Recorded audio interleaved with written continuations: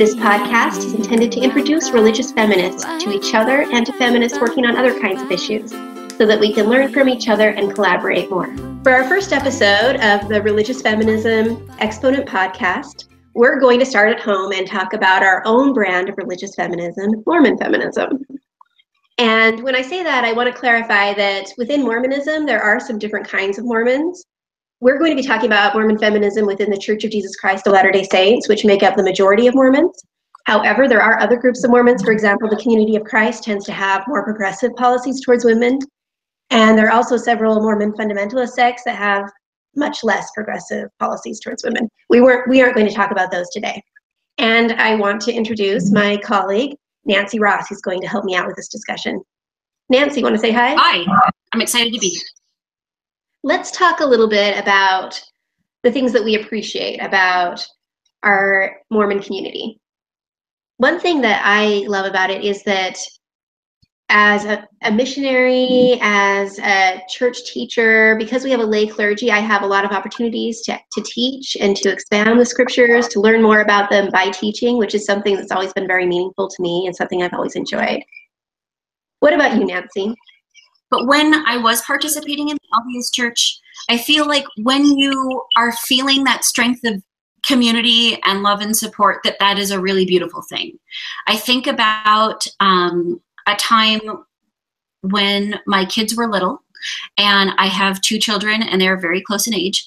And I remember when they were little, I was just totally overwhelmed and feeling a little depressed. And it was just a tremendously difficult thing to be a mother to very young children, and two children so close in age.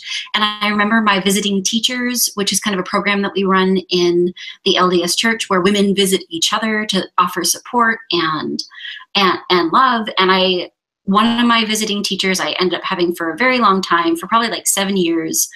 And I would just look forward to her visits. It was such a lifeline to me, that connection. And this was really through this church program that had been established so that I could have a little bit of adult contact every month. And I had these wonderful people come into my home and listen and show me love. And it didn't fix my problems, but it really helped me to feel connected to my community and to feel loved, at least by these women that came through the door, every month. And I really appreciated that. I think that when Mormon community works well, it works so well. For me also, the church is almost, when I think about my extended family, my going back both sides, my own family, my parents' families, Mormonism is almost just such a part of who we are as a people. And it's a part of the rituals that we do together. We have the weddings, the baptisms, the missionary farewells. We send people off on those special experiences. So it's almost, you can't extricate the church from our family life. To me, it's just something about who we are, and it's something that I've always loved. It's something that's home for me. I think about, absolutely. And I think about the ways in which, the Book of Mormon is kind of unique to the Mormon tradition, the Restoration tradition. And I read the Book of Mormon through for the first time when I was 13, and then I read it many times throughout my life. I think I quit at about the 23rd read, and I'm looking at reading it again. But it's this way in which this very unique text came to kind of define periods of my life and how I kind of grew up reading this text very kind of intensely, and that reading changed over time. But I feel like that's something that's very uniquely Mormon. I understood my life in terms of this text, and this text helped to really inform kind of elements of my life. And those were important experiences for me. Is what motivates me to become a better person and what helps me to do that. It's the tool I have to perfect my life. And that community, it sort of follows you everywhere you go. I remember when I was in college and I got an internship in Washington, D.C., and all of a sudden I had to go to a place I'd never been to before and find a place to live. And I didn't know how to get around. I was nervous about when I got off the airport, would I be able to find my way anywhere once I got there? I didn't know where I was going and what I was doing. And I emailed a local congregation in Washington, D.C., a Mormon congregation, for help. Like, I'm moving to DC. I don't know what to do. I don't know where to go. And almost immediately there were people responding, suggesting places where I could find roommates, a place to live, offering to introduce me and show me around. And it just was a sense of community that I had anywhere. I always had people to back me up wherever I went. And that's really lovely. I remember being a grad student in England and being welcomed by the ward and finding wonderful community there of many different kinds of people. And, you know, I think that, again, when Mormon community works really well, you can feel a lot of love and connection to other people. And you know, that's what we all want in life, right? Love and connection to other people. Right. Let's talk about our Mormon feminist community. And let's talk about what that does for us. Both of us, Nancy and I, we're both involved in the Exponent, which is a Mormon feminist community which has existed since before either of us were born. It goes back a long time. And it's something that we've inherited. We've inherited the opportunity to participate in this wonderful community where Mormon feminists support each other, where we focus on women and women's needs, and where we specifically share women's voices. So we talk about women's history, we talk about modern women, and we sort of support each other and share what women are doing right now. Absolutely. And I feel like the Exponent is an important connection to me. I feel like my experiences with the ordained women movement really helped me to grow as a person and to grow, and I just find my own strength to stand up for what I believed. And that was such a tremendously important experience for me. I think also about, when I think about my most important experiences in the community, there are long, you know, I've been involved with at least reading blogs and things for more than 10 years now. And so I've gone through this period of receiving support from a distance with people I didn't necessarily know, and reading conversations and feeling like, oh yeah, I feel that too, or wow, I really learned something there.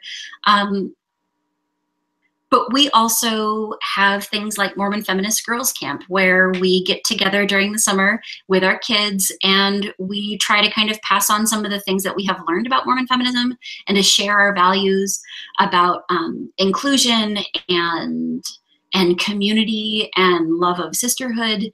And I realize this is a little bit scandalous within the Mormon community, but one of the things that we often do there is to give each other blessings as women. And I think some of my most significant spiritual experiences in my whole life were with watching and participating and being blessed by other women and feeling kind of God's love flow through them, but also the tremendous strength of community. And then feeling like, you know, I went forth from those particular events with a kind of solid foundation of love and of being loved that I hadn't maybe had before, and didn't even know that I didn't have before.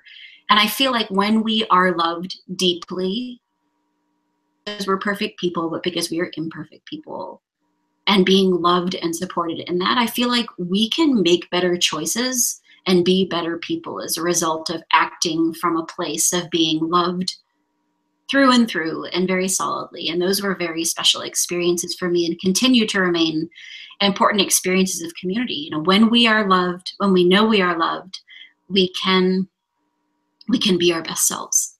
Let's talk a little bit about the Church of Jesus Christ of Latter-day Saints and how it works, how activism works within that church, and the status of women. I think that one thing the very first thing that I think is important to know when you're talking about Mormon feminism among the Church of Jesus Christ of Latter-day Saints is that they have a universal lay clergy. By universal, I mean universal male lay clergy. So they ordain every man and boy over age 12 with very few exceptions.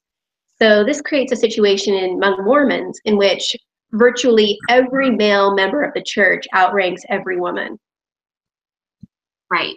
And that means that men have the final decisions, and that they also have control over the money as well. Not all men have control over the money, but certainly because all clergy are men, then men have all the final decisions on money as well. And so that can make it difficult for women's voices to be heard. It really depends on local leaders being willing to listen to women. And so that kind of creates a situation that sometimes we refer to in Mormon feminism as leadership roulette, whereby some leaders, so local leaders, will be more willing to listen to the needs and requests of women, and others will be less so. But women are never able to insert themselves into the hierarchy and make sure that their own needs are met. Right. And one thing I think that's important to talk about, like especially when I've talked to people from other faiths, one thing they're able to do in activism, which we're not so much able to do, is that they might talk to one progressive clergyman and get him to say, start ordaining women within his own local congregation, or start implementing more progressive practices like that. And then that'll become more popular as more congregations try it, and it moves on till it spreads to the whole church. That's not really an option in our church, because our church has such a hierarchical structure, and the main policies are all set at the highest level of church governance, which is an all-male group of people who set policy for the entire church worldwide. And so even though, so locally, there's not as much that we can do to change that.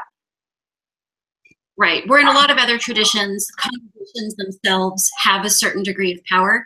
Congregations don't really have the power within the LDS Church to make other decisions other than what is set from the hierarchy. Right. I think we should probably also mention the things that Mormon women can do in our church. Like, we do preach from the pulpit in our church.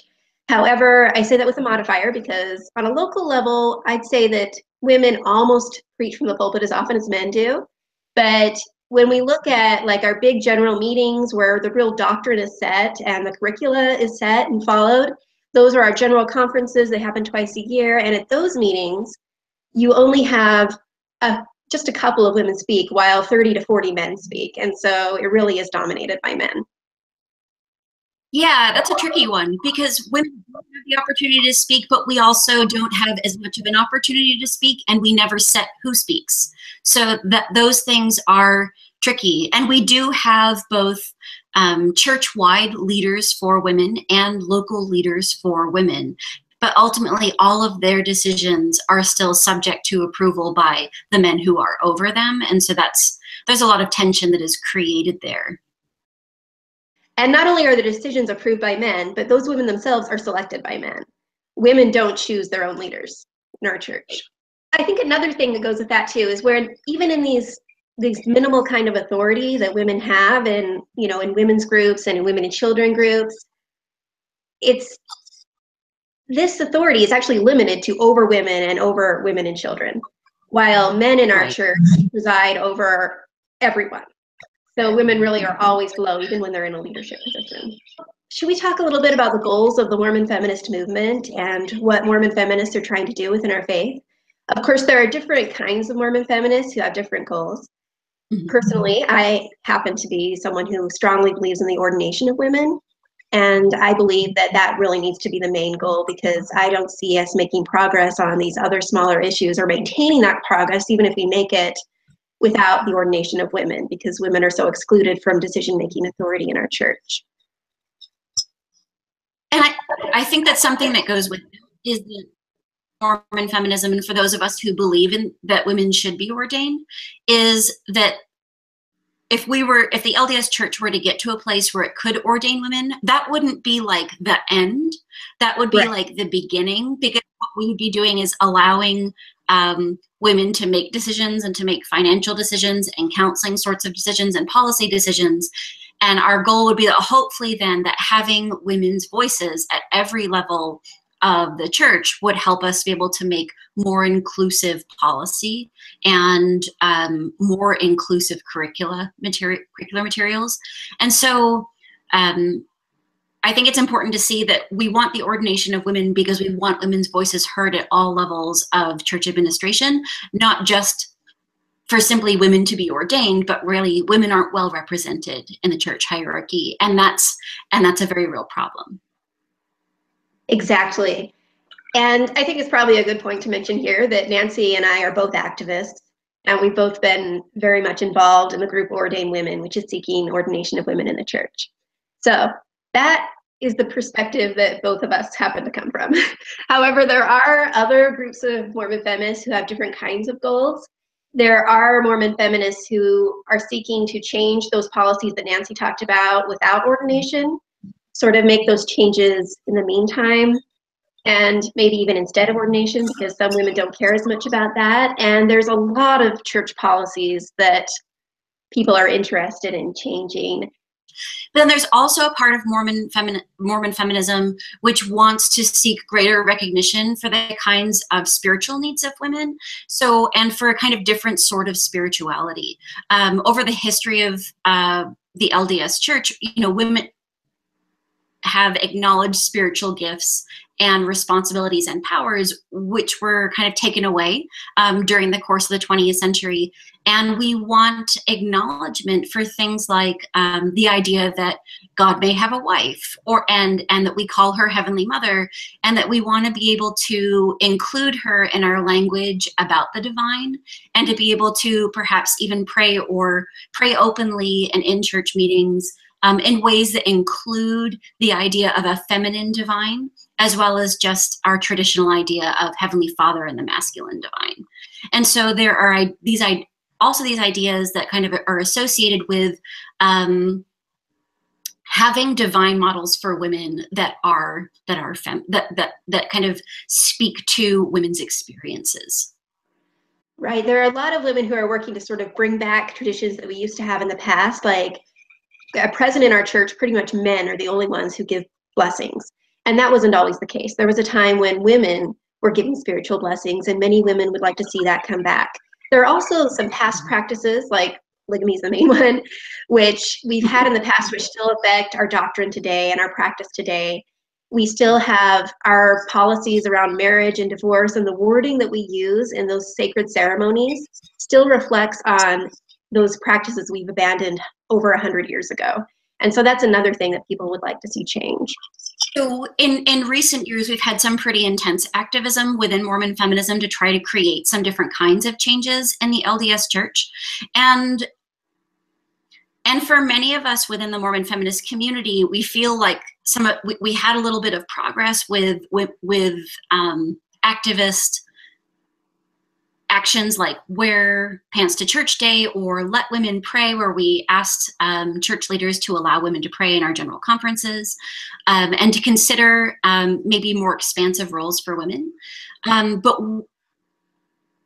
with the Ordained Women movement, and then with the subsequent excommunication of one of its founders, Kate Kelly, I think that Mormon feminist activism has also turned outside of the church as well. That we've been through a period where it's been very intensely focused on change within the church, but as some of these difficult things have happened and excommunications have happened, we've also seen Mormon feminists then act from their kind of Mormon feminist practices and beliefs and values, and look to activism outside of the LDS Church, and to realize that the women's movement or even is bigger and broader than just within the LDS Church structure too. And so I think we've seen people become educated on issues of anti-racism and LGBT inclusion and disability and labor and immigration, and then become involved in activism which stems from maybe their Mormon feminist commitments in other spaces as well. So we've gone from a very internally focused activism to also including an externally focused activism. Yeah, and I think the worldwide feminist movement really needs religious activists like us, because when you look at one of the main barriers that they're encountering to implementing more progressive policies, a lot of those are based in religious traditions. And we're the ones who know how to talk about those religious traditions and how to address them. Right. Even though we certainly experience sexism or gender discrimination in the secular sphere, it's almost as though we take discriminatory practices within religion as acceptable, where we wouldn't necessarily see them acceptable on principle in the kind of broader secular world. And so it's very difficult when broadly speaking and across many religious traditions, there's an association of power and authority and God with maleness. And that still is acceptable in so many places where gender discrimination wouldn't be acceptable. And that actually makes me think of another kind of group of people who are Mormon feminists that are working sort of within the church, who are encouraging women to kind of ignore our patriarchal traditions and take advantage of more opportunities in the broader society. And that's not really my brand of Mormon feminism, but it is a very popular one. And they do a lot of good things which I benefit from, like creating sort of cultivating communities of progressive communities where people, like-minded people who don't support patriarchal traditions, can be Mormon and share those Mormon beliefs while at the same time sharing a commitment to equality. Let's talk a little bit about the barriers to Mormon feminism, the kind of things that prevent Mormon feminists from reaching their goals.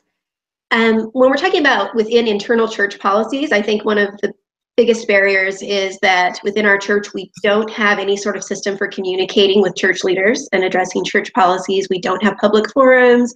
We don't make policy making is all done privately. And actually, many of our policies are hidden from public view, so we can't even talk about them or see them. And they actually have a policy where if we try to contact a church leader and ask them to make a change to policy or doctrine, they will take our letter and return it, and without reading it, return it to our local congregation leader who has no authority to change those policies. So communication is a big problem. And that's something that's I didn't understand until I became very involved with Mormon feminism, which is that all mechanisms for communicating with church hierarchy are really cut off to us. And so in some ways, we get a lot of pushback when Mormon feminists try to engage in big public activism, and there's a lot of criticism of trying to embarrass the church. But the truth is that we have no other pathways to offer feedback. We still maintain a lot of kind of archaic policies around disciplining church members, where church members are punished for expressing their opinions on certain issues. And even though those local administrators are the ones who administer the punishments, once that punishment is administered, it follows you worldwide. So you can't just move to a friendlier congregation. That's not an option for you. Once that punishment has been administered on you, it affects you everywhere. And according to our theological beliefs, it even affects you in heaven after you die. So that is a big deal. And I think that one thing that I didn't even realize when I first started becoming a Mormon feminist activist is that I assumed that to get in trouble through church discipline, you had to break a rule, which actually isn't the case. Within our church, there aren't any guarantees around the exercise of free speech. So even for just expressing your opinions about an issue and disagreeing with church leaders, you can have severe punishments from the church. There are many examples of women writing about women's history very honestly and truthfully and, responsibly. And then they are punished for the things that they reveal about church history, and sometimes the difficult things that they reveal about church history, where they have not broken any rule and they feel committed to the LDS Church, but they also feel committed to understanding its history openly and fully. And that's often resulted in excommunication. And it's also the case where when women speak up, sometimes in very public ways, and ask for changes, then they are also disciplined. And I think that creates a very difficult relationship between Mormon feminist activists and the LDS Church. Yes, and I think it should also be pointed out when we're talking about church discipline is the sexist nature of how, well, the rules are actually written in a sexist way, where there are different rules for disciplining men versus disciplining women, and it's actually easier to discipline a woman, a Mormon woman, than a man. And so women are in a particularly precarious position when we actually speak out and voice our opinions. We even have a system called informal discipline, in which male leaders can implement all sorts of punishments against a woman. A particularly concerning one is that they can prevent a woman from attending a wedding. They can prevent her from being married in the temple. They can prevent her from attending the weddings of her children or the people that she loves if they don't agree to whatever that local leader tells them to do. So that's a big concerning one. And that affects both men and women, but I think it affects women more because of the precarious situation that women are in within our church. Since we don't hold the priesthood, we're more expendable than men. They don't need us for very many volunteer things that they do at church because we're excluded already. And so we're more expendable. They can punish us and they don't really need to worry about it as much as if they punish a man and then they lose that volunteer service that they need. Let's talk about something a little bit more upbeat now and talk about just a few Mormon feminist victories that we've had. Some things that we feel like we really have accomplished in this church. So I'll start. One thing that I was really proud of is ending the ban on mothers as seminary teachers. For decades, we had an embarrassing and a completely discriminatory policy in which a female seminary teacher was fired from her job when she had her first child. And then she was not allowed to return to work until her youngest child had moved out of the house. So pretty much she was gone for good at that point. I really feel like the Mormon feminist movement did a great job of bringing this to light and making a change. I looked into this and published some information that I learned about this, and it really took off. People started talking about it. That article that I put up on our blog, theexponent.com, was linked to by several national publications, such as the New York Times and Salon, who talked about this issue. And as it became more public and people started talking about it, it became apparent that Mormons themselves were not okay with this, that it wasn't something that any modern Mormon felt comfortable with. And eventually the policy was changed, actually not very long after it became public. So I was proud of that. So when I think of things that I'm proud of or pleased with, I have a lot of thoughts. One was seeing Jean Stevens be the first woman to pray in General Conference was a tremendous moment of relief and joy. But I also think that the LDS Church has had such a difficult relationship with its history for a really long time. And in 2013, it started publishing some essays that to try to reconcile the narratives, the kind of smoother narratives that it had presented about itself with the actual historical narratives of what really happened. And when it started publishing those, that series of essays called the Gospel Topics Essays, what they had to do was draw on the work of Mormon feminist historians from the last 50 years, even women that had been disciplined for writing those histories. And I felt, even though the essays weren't everything I wanted them to be, I felt proud that that Mormon women, Mormon feminists who had done this really hard work and who had suffered even for doing this important historical work, were finally being acknowledged in some way as, it was validating. It was validating to see that this had been Mormon women's work for decades. And it was finally being validated, not in an open, LDS Church acknowledges contributions of Mormon feminist historians kind of way, but that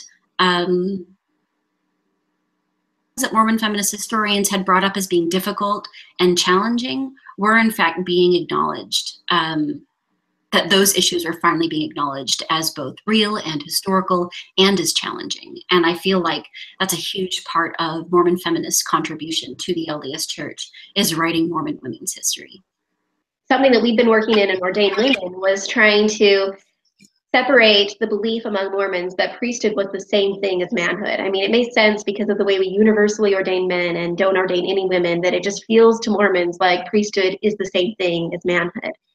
And if we can't get past that barrier of seeing women as capable of being priesthood holders and priesthood bearers, how are we going to ever ordain women? And that is something that we've been working on for a while. When those essays came out, one thing that they did differently is they talked about priesthood differently, not as a gendered thing, not as manhood, but as something that both men and women exercise.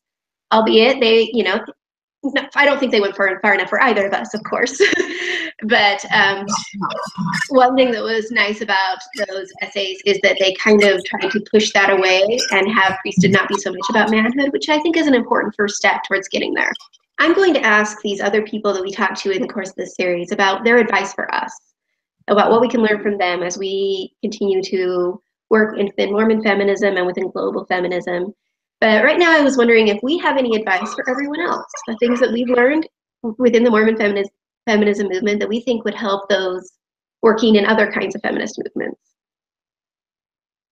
So I think one thing that's important here, and a lot of our discussion has focused on Mormon feminists and their relationship and their problems with the LDS Church.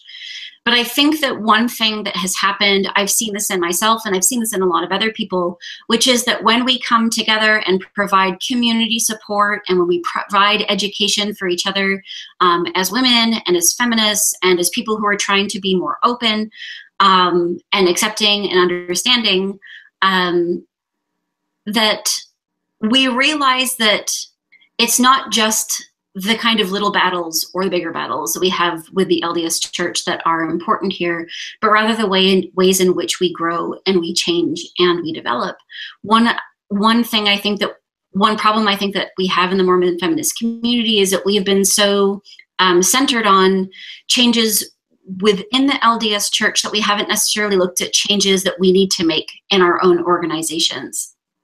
And so I think that we haven't, largely Mormon feminism, like feminism within the United States, largely we have been kind of a middle-class white women's movement, and that we have to work to be more inclusive, and that we have to listen to LGBT people and people of color and women with disabilities and people who don't experience the same privileges that we do as white people, and to try and to ask them and to acknowledge the particular difficulties that they have with different identities within the LDS Church and also champion their causes. And within the Mormon feminist community, we have done a lot of this work in the last couple of years of trying to become educated, and there is still so much more that we need to do. So when we create feminist movements, if we create movements that are mostly championed and headed by or led by white women, then we cut ourselves off to the full range of possibility and change that we need to engage in.